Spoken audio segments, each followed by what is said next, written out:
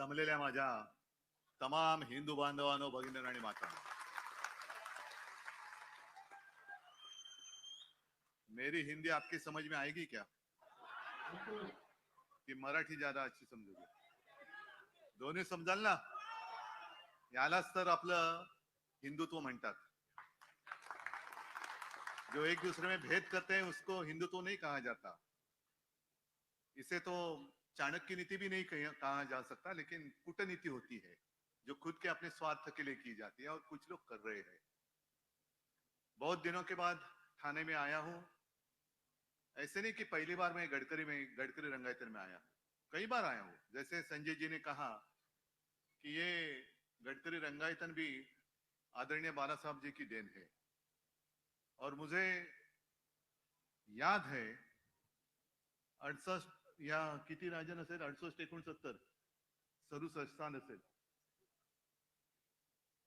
नगर निगम के चुनाव होने जा रहे थे और एक जनसभा में, विराट जनसभा थी, एक पर्चा आ गया, ऐसी चिट्ठी आ गई. बाला साहब भाषण कर रहे थे और उसमें लिखा था कि थाने में नाट्यगृह नहीं है. तो बाला साहब ने कहा, आप सारे लोग मिलकर मेरी शिवसेना को सत्ता दे दो, मैं आपको नाट्यगृह दे दूंगा. और तब जाके पहला नाट्यगृह थाना में आ गया.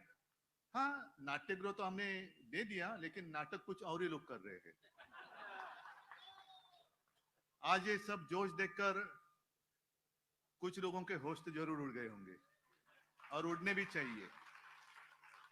जिनको ऐसे लगता है कि मैं मतलब थाने नहीं, थाना और शिवसेना, और वो भी असली शिवसेना. असली इसलिए मैंने शब्द का उपयोग किया, अभी मार्केट में चाइनीज माल भी आता है.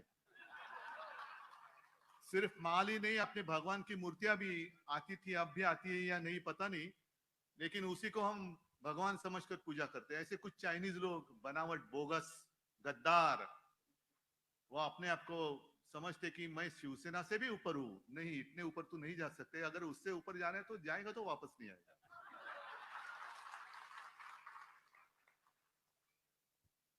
राजन और राजन के सारे साथी, आप भी मेरे सामने बैठे हैं, कट्टर शिवसैनिक है. ठीक है, ये हमारी इम्तिहान है, परीक्षा है. चुनौती तो आती रहती है, लेकिन मैं चुनौती को कभी चुनौती नहीं मानता. चुनौती को मैं भी एक अपॉर्चुनिटी मानता हूं. आप सब बोलेंगे, अरे ये तो क्या, इसका होश ठिकाने पे है क्या, इतनी चुनौती है तो भी ये आसानी से कह रहा हूं. बिल्कुल. परीक्षा तब भी होती है जब कठिन समय आता है. जो भी लड़ने के वक्त साथ रहते हैं वही असली साथी होते हैं, वही असली सैनिक रहते हैं, जैसे आप मेरे सामने बैठे थे. कुछ भी कोई भी देने, जो बात आपने कही ना, 50 खोके, 50 खोके, एकदम ओके. अरे जिस सरकार का जन्म ही खोके में से हुआ है, तो वो क्या हमें न्याय दे देगी? फिल्म अभी आपने देखी, उसमें एक सवाल पूछा गया था कि अच्छा युबी आहे, मला वाटलं युबीटी आहे. स्पीकर वरती म्हणून ते कुठून आलं. शिवसेना ने और उद्धव ठाकरे ने उत्तर भारतीयों के लिए क्या किया, बताओ आप. अगर मैंने कुछ किया नहीं होता तो आप यहां आते क्यों?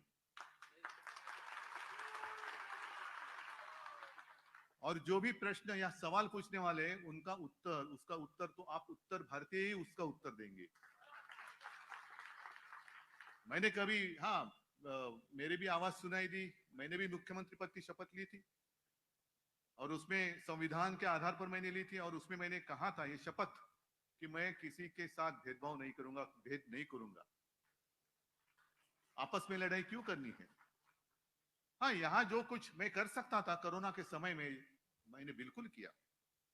और इसलिए मैं हमेशा कहता हूं, ये मेरा सौभाग्य है जो और किसी के नसीब में नहीं है. महाराष्ट्र की जनता मुझे अपने एक परिवार का सदस्य मानती है, मेरा सौभाग्य है. और इसमें सारे लोग आए, हिंदू तो ही है, क्या आप लोग हिंदू नहीं है? अच्छा, हिंदुत्व की बात करें तो हिंदुत्व का मतलब क्या है? मैं कांग्रेस के साथ गया, हाँ गया, खुलेआम गया. आधी रात में जाकर चोरी छुपे मीटिंग नहीं की। पहले एक सवाल मैं उनसे पूछना चाहता हूं कि हमें कांग्रेस के साथ जाने के लिए मजबूर किसने किया? बीजेपी के साथ तो हम थे ही 25 साल, 50 साल, 30 साल, शायद दुनिया के इतिहास में एकमेव गठबंधन होगा इतने साल से एक फेविकॉल से भी ज्यादा मजबूत से जोड़ से ज्यादा मजबूत जोड़ था हिंदुत्व के लिए। तो वो जोड़ वो किसने तोड़ा? पहले बीजेपी ने तोड़ा। और बीजेपी को ऐसे लगा था जैसे ये लोग गए ना गले में एक बेल्ट बांध के, नहीं मेरे गले में पट्टा, हाँ ऑपरेशन हुआ इसलिए वो कॉलर पहननी पड़ती है, लेकिन वैसे पट्टे बांधने वाला आज तक कोई पैदा नहीं हुआ है और ना ही होगा, क्योंकि बाला साहब का खून मेरे रग में है, रगों में खून है उनका। मैं कभी लाचार नहीं हो जाऊंगा या कभी गुलाम नहीं हो जाऊंगा। मैं झुकूंगा जरूर, लेकिन वो झुकूंगा आप सारे लोग जो मेरे हिंदू लोग हैं, सारे लोग मेरे अपने हैं, उनके सामने मैं जरूर झुकूंगा, लेकिन इनके सामने नहीं। मैं तानाशाही को कभी बर्दाश्त नहीं करूंगा। और मैं हमेशा कहता हूं हिंदुत्व हिंदुत्व है क्या, हिंदुत्व क्या है? मैंने तो हमेशा कहा है, जो मेरे पिताजी कहा करते थे, सिर्फ मंदिर में जाकर जो घंटा होती है ना, घंटा बड़ोनारा हिंदू, वो हमारा हिंदुत्व नहीं है। हमें तो आतंकवादियों को पीटने वाला हिंदू चाहिए, उसे हम हिंदुत्व मानते हैं। और ये लोग क्या करते हैं, जैसे बीच में आप सारे लोगों को पता है हमारी वज्रमुठ महाविकास आघाडीच्या सभा झाल्या होत्या ना आपल्या, सारे गोर गरीब लोग तिकडे आली होती, सब जाति के सब सारे लोग थे। इन लोगों ने क्या किया, जो बेवकूफ नकली हिंदू है उन्होंने क्या किया, दूसरे दिन जाकर उसमें गोमूत्र शिंपडलं का? अपवित्र झाले, माणसासारखी माणसं जमलेली त्यांना तुम्ही अपवित्र मानता? ये कौन सा हिंदुत्व है? जो हमारा हिंदुत्व है वो हृदय में राम और हाथ में काम, ऐसा हमारा हिंदुत्व है।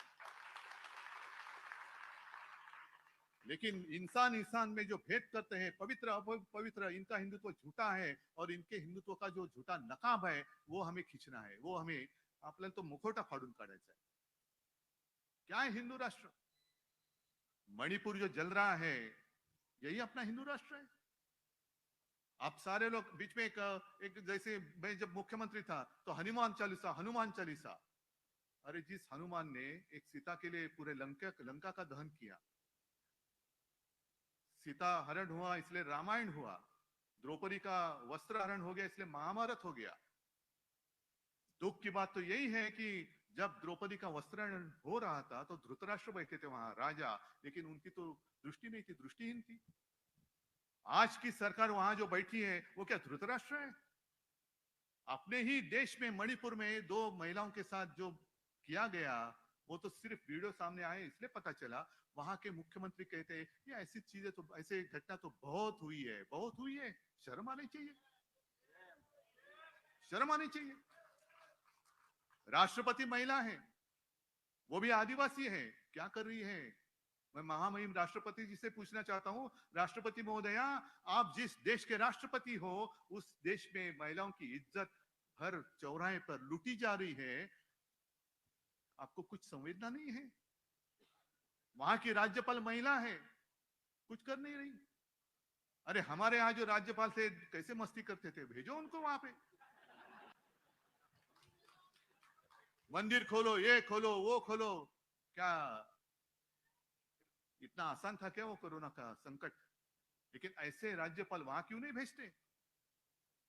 और मैंने तो कहा था कि जैसे जिस वक्त हमने इंडिया पूरे, मैं विरोधी विपक्ष की एकजुट नहीं मानता, जितने सारे देश प्रेमी हैं उन सारे लोगों की जो एकजुट हुई है उसका नाम हमने दिया इंडिया।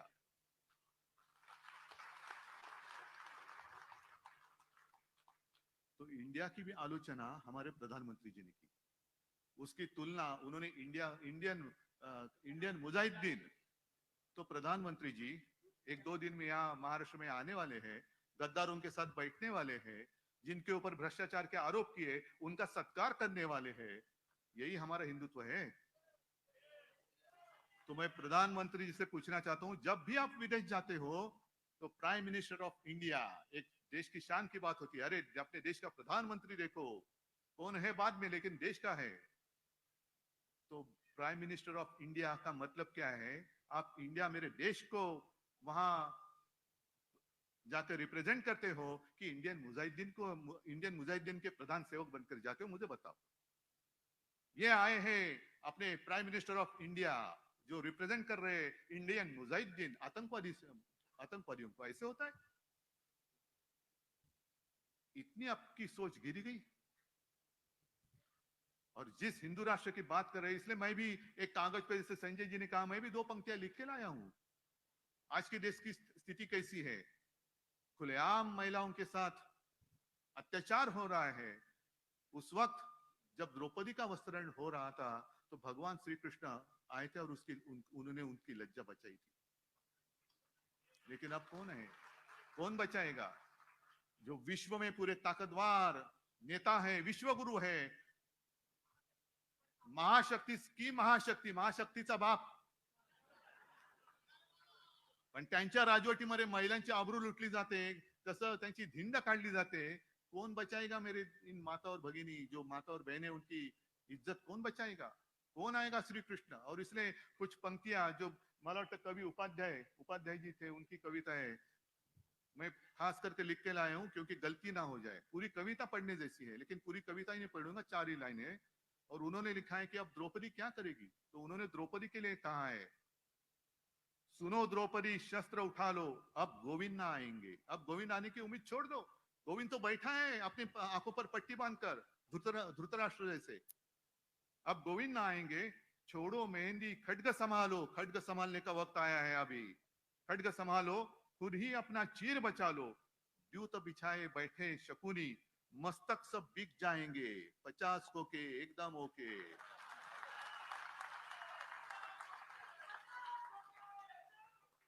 मस्तक सब बिक जाएंगे, सुनो द्रौपदी शस्त्र उठा लो, अब गोविंद ना आएंगे।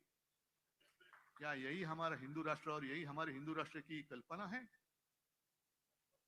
राम मंदिर बनेगा खास कर उत्तर भारतीयों के लिए या हिंदुओं के लिए बनेगा, लेकिन किसने बनाया? वो मोदी जी ने नहीं बनाया, कोर्ट के फैसले ने बनाया है। वो जब बाबरी गिराई गई थी तो ये सारे बीजेपी के लोग, सारे, मैंने मेरे भाषण में कहा है कि ये सारे जितने सारे चूहे हैं ना, त्या चुह्यांच्या बिळामध्ये घुसले होते भाजपवाले, सब चूहे बाहर आए थे।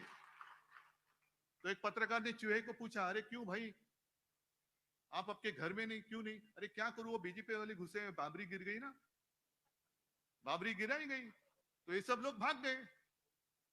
तेव्हा उंदराच्या बिळात लपणारे तुम्ही, जेव्हा हवा मैं गया था वहां अयोध्या में, सारे लोग थे, राजन भी थे, संजय भी, और आप में से भी कई सारे लोग होंगे। मैं गया था, मुख्यमंत्री होने से पहले गया था, और उस वक्त मैंने मांग की थी कि एक कानून बनाओ और राम मंदिर बनाओ, एक कानून बनाओ, स्पेशल कानून बनाओ।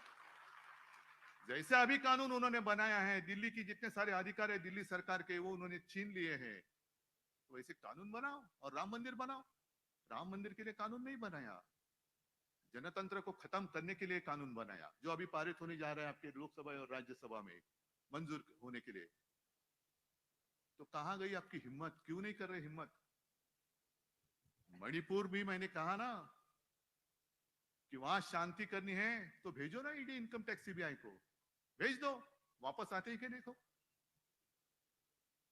और शायद एक बात हो सकती है, अमित शाह जी एक बार जाके आए, दोबारा भेजो, जितने सारे वहां के जो लोग हैं दंगा फसाद करने वाले, सारे बीजेपी में ले लो, मणिपुर शांत हो जाएगा। क्यों? यही तो नीति चल रही है।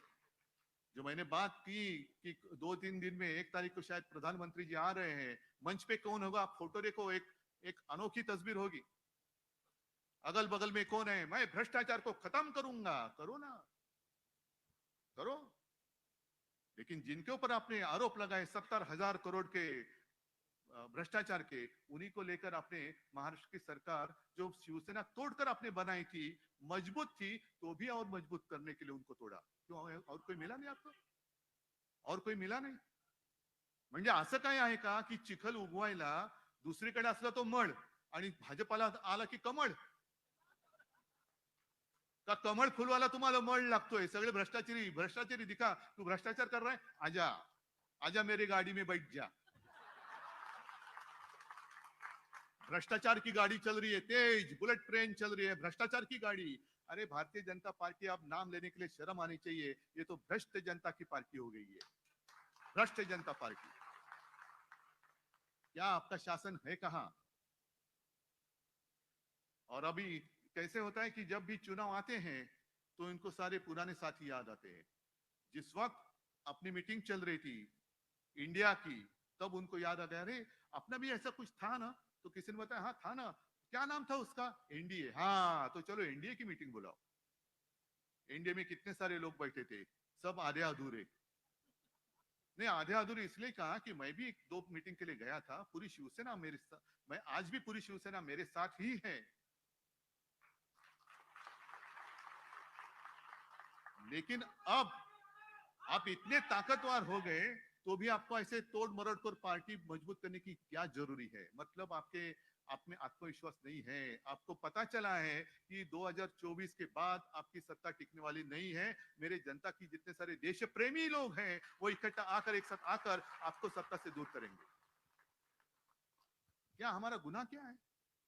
इंडिया का आपने संबंध आतंकवादियों से जोड़ा, तो क्या मैं आतंकवादी हूं? इतने सारे मेरे भाषण सुनने के लिए आए सारे आतंकवादी हैं? जो आपके साथ थे, ममता दीदी थी, नीतीश कुमार थे, सारे लोग क्या आतंकवादी है? आपने ऐसा कौन सा ठेका लिया है कि सिर्फ आप ही देश प्रेमी हैं और हम देशद्रोही? नहीं, देश मतलब आपने, ये देश मतलब मेरे सर्वसामान्य जो लोग हैं ना, वो है देश। यही हमारा देश है। और इसलिए हम भी भारत माता का पूजन करते हैं। भारत माता सिर्फ आपकी नहीं है, भारत माता हम सबकी है। अरे इन लोगों का तो भारत माता के वक्त, उस वक्त आजादी के संघर्ष में कोई लेना देना नहीं था, दूर दूर से नहीं था। अब जो हक जता रहे ये हमारा है, नहीं। इसलिए मैं कहता हूं कि अपने देश से ऊंचा कोई भी होना नहीं चाहिए। मेरा देश सबके ऊपर, मेरा देश सबसे ऊंचा है, उसके ऊपर कोई भी होने दो, नहीं उसके नीचे। तो देश का वासी है, नीचे नीचे। देश से ऊपर उठकर देश की पहचान किसी व्यक्ति की पहचान से जुड़नी नहीं चाहिए। मेरे देश की पहचान देश कर ही रहनी चाहिए। अगर हम बाहर जाते, आप कहां से आए? मैं भारत से आया हूं, हाँ हिंदुस्तान से आया हूं, इंडिया से आया हूं। लेकिन हमारे यहाँ के गद्दार वहां कहीं गए थे तो उनको पूछा, ऐसे वही कहते एकदम सीना तान कर कहते, किसी ने उनको पूछा आप कहां से आए हो? तो उन्होंने कहा मैं इंडिया से आया हूं। अच्छा, मोदी के देश से? हाँ। अरे मोदी का देश? क्या इन गरीब लोगों का देश नहीं है? गरीब लोगों का देश नहीं है? ये देश मेरे गरीब लोगों का है, देश की जनता का ये देश है। सिर्फ एक व्यक्ति का देश नहीं है, एक व्यक्ति कोई मालिक नहीं बन सकती। और इसलिए मैंने कई बार कहा है, अब जो एक चर्चा इनका क्या होता है, जब चुनाव आते हैं तो आपस में लड़ाई लगा देते हैं, हिंदू मुसलमानों की लड़ाई, आपस में जाति पाति की दीवारें खड़ी करती है। आप लड़ते रहो, हम राज करते रहेंगे और विकास के सपने दिखाएंगे। विकास, हम विकास कर रहे, क्या किया है विकास? विकास तो अंग्रेज भी कर रहे थे, तो क्यों हमने सबने उनको क्यों भगाया? हमें विकास चाहिए लेकिन गुलामी नहीं चाहिए, हमें आजादी चाहिए।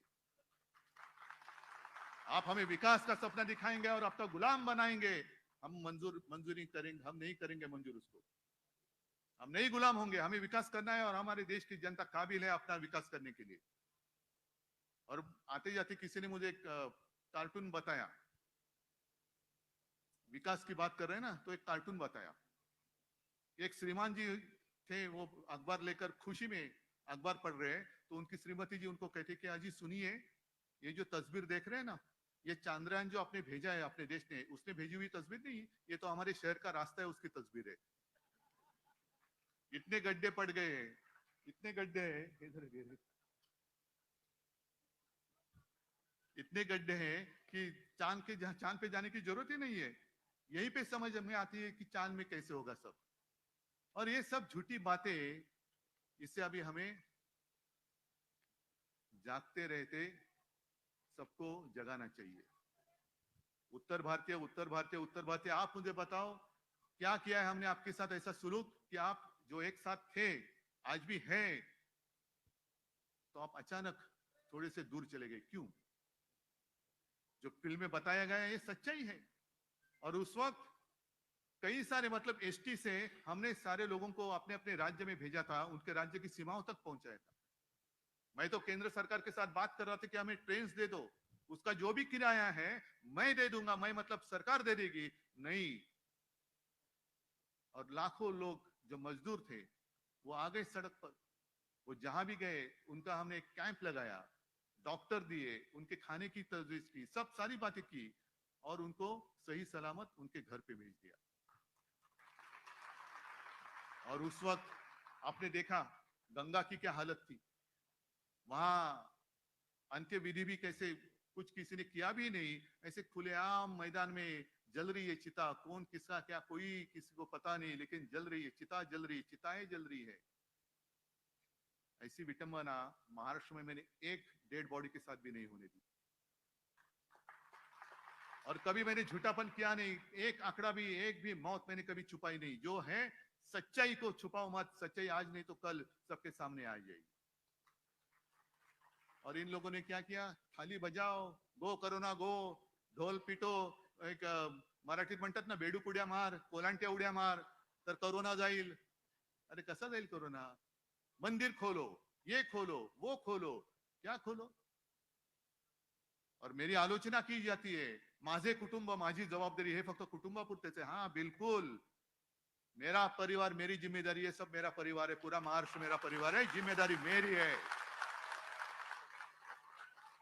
और मेरे परिवार की जिम्मेदारी मैं लेता हूं, पता नहीं आपके परिवार की जिम्मेदारी को और लेता होगा तो मुझे नहीं मालूम, लेकिन ये मेरा परिवार है, महाराष्ट्र मेरा परिवार है और उसकी जिम्मेदारी मेरी है, मैं हूं।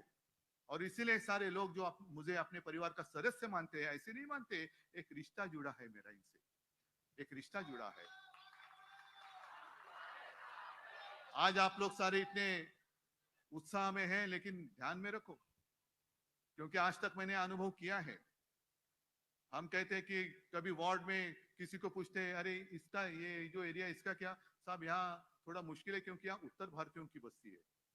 और बीजेपी क्या करती है, आरएसएस क्या करती है? उत्तर भारतीय मतलब कहां से है? उत्तर प्रदेश से है, बिहार से है, झारखंड से है, और कहां से है? फिर जैसे आपण मराठीत बोलतो ना, घाटावरचा, घाटाखालचा, विदर्भातला, मराठवाड्यातला, फिर ठाकुर है, यादव है, गांव कौन से गांव का, फिर उसके उस बस्ती में वो बस्ती देखते कहां से आए हुए लोग हैं, और वहां से किसी को लाकर आपके बस्ती में छोड़ देते हैं। और जो आपके साथ आपके गांव की बात करेगा, आपकी भाषा में बात करेगा, तो आप बड़े खुश हो जाते हैं, अरे मेरे मायके से कोई आया है, कैसे हो भैया, अरे वाह सब ठीक। और जब वोटिंग का समय खत्म होता है, वो भाई सब गायब। फिर दूसरे दिन से उसके बाद में शिवसेना और हम, आप और हम दोनों एक दूसरे के साथ हैं। लेकिन ये आते हैं, आपको चुनाव के वक्त गुमराह करते हैं, उनकी राह बराबर वो माप लेते हैं और आपको छोड़ देते हैं। इतने सारे अब जब आएंगे तो उनको पूछो कि कोरोना के संकट में आप कहां थे, कोरोना के संकट में आप कहां थे, क्या किया आपने हमारे लिए? मैंने कहा ना, मैंने जो कुछ किया आपका अनुभव है, मुझे कुछ बताने की जरूरत नहीं है, आपका अनुभव ही बोल देगा। लेकिन मैं आपसे अपेक्षा करता हूं कि आप लोग बोलेंगे मेरी ओर से कि अरे आप यहाँ आने की जरूरत नहीं है, हम उद्धव जी के साथ है, उद्धव ठाकरे के साथ है, उन्होंने हमारे लिए काम किया। और अब तो जंग शुरू हो गया है। आने वाले दिनों में ध्यान में रखो कि हमें लड़ाने की पूरी कोशिश करेंगे, क्या उसको आप कामयाब होने देंगे? आपका भरोसा जो 24 घंटे आपके साथ रहता है, भले आप आपके घर से दूर आए हो, लेकिन क्या ये आपका दूसरा घर नहीं है? आपको यहाँ घर जैसी कुछ ऐसी ये बात नहीं लगती? तो जैसे वो आपका अपना घर है, वैसे आप आए हो साथ में मिलकर जो हिंदुत्व हिंदुत्व कहते हैं, उस हिंदुत्व की एकजुट हमें बताने की जरूरत है। उसी को तो कहते हैं वज्रमूठ। और आप लोग अगर साथ में आएंगे तो मुझे पूछा जाता है कि क्यों आप सबको साथ में चाहते हो, क्या मोदी के खिलाफ हो? मैंने कहा मोदी या किसी व्यक्ति के खिलाफ नहीं हूं, लेकिन मैं तानाशाही के खिलाफ जरूर हूं। मैं नहीं देखना चाहता जो मेरी भारत माता है उसके हाथ और पैर में इनकी श्रृंखला फिर से एक बार पड़े। नहीं, किसी के गुलाम मैं मेरे भारत माता को किसी गुलाम नहीं बनने दूंगा। यही कसम हमें आज लेकर जाना है। क्योंकि उस वक्त पहले तो मुगल आते थे, आया करते थे। मुगल मतलब अपने देश के बाहर के लोग, बाबर वगैरह सब, इसलिए तो बाबरी मस्जिद गिराई। फिर अंग्रेज आ गए, 150 साल चले गए, जनरेशन पीढ़ियां चली गई, फिर भी लड़ते रहे, और बाद में आखिर वो दिन आ गया। अंग्रेजों को भी जाना पड़ा। अंग्रेज तो गए, तो अभी अपने घर वाले अपने सर पर कहीं ना बैठे, क्योंकि कोई भी हो, गुलामी तो गुलामी ही होती है। और अभी मुझे फिर से दोहराता हूं, मेरी भारत माता को दोबारा गुलाम मैं नहीं होने देना चाहता। आप क्या चाहते हो? आप गुलाम बनकर विकास का सपना देख सकते हो? गुलाम बनकर विकास का सपना क्या देखेंगे? उठ बोलेंगे तो उठना पड़ेगा, बैठ बैठ बोलेंगे तो बैठना पड़ेगा। यही ये विकास आपको मंजूर है? कि आज जो आजादी के मतलब हम सब, हमारा देश एक ऐसे मोड़ पर आया है कि 2024 में नहीं तो ट्रेन छूट गई, गया, फिर अपना देश अपने हाथ से गया, इन नालायक लोगों के हाथ में जाएगा, तानाशाहों के हाथ में जाएगा। और इसलिए मुझे पूरी उम्मीद है, उम्मीद नहीं पूरा विश्वास है, पूरा भरोसा है कि अब साथ में आप आए हो, साथ में ही रहेंगे। भले कितनी करनी है कोशिश करने दो, लेकिन हमारी जो एकता है उसको हम टूटने फूटने नहीं देंगे, और मेरे भारत माता को हम आजाद ही रखेंगे। यही हम शपथ लेते हैं। जय हिंद, जय महाराष्ट्र।